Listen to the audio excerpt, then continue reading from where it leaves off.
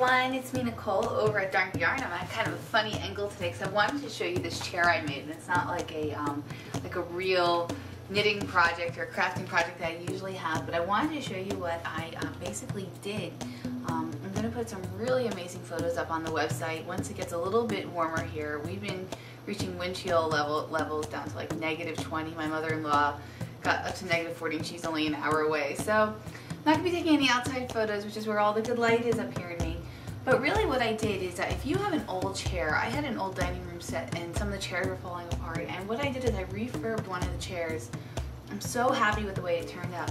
What I used, I have a 4-ply Sari Ribbon Rope on my website, which is darngoodyarn.com, and all I did was I cut it in little sections and I separated it and I tied little sections around and I wrapped it and then just kept tying different sections of ribbon onto each part of the chair.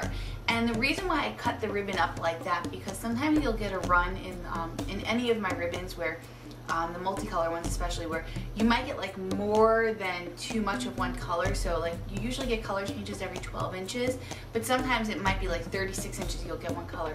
And when you're doing a wrapping project like that, it might be too dense of a color and you don't really want that. So that's why I kind of took it apart and I got to play with the textures a little bit. So like you can see here, I saw that this little piece had like some embroidery and a little rhinestone on it, and I wanted to really display that. So I made sure I cut out around it and saved it so I could wrap it like this. And really everything is secured with knots here.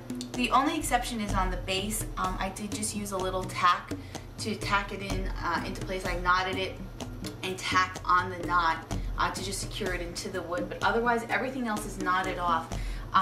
And what I did here for the seat cushion is I popped off the bottom, which is usually just secured by a couple of screws, and I actually kept the upholstery in place. So if the upholstery that you have is in still pretty decent condition and you don't really need to do like refoaming or anything like that, I took one of the reclaimed silk scarves that are on my website, and they're a yard squared, so it was perfect. And all I did is I wrapped it around the bottom because the seat pad was off.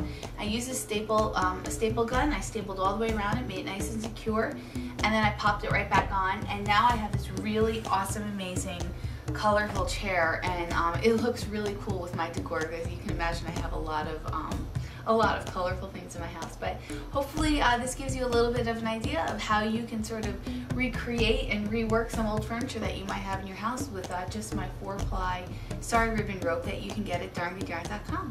That's it everyone, and have a great day. Bye!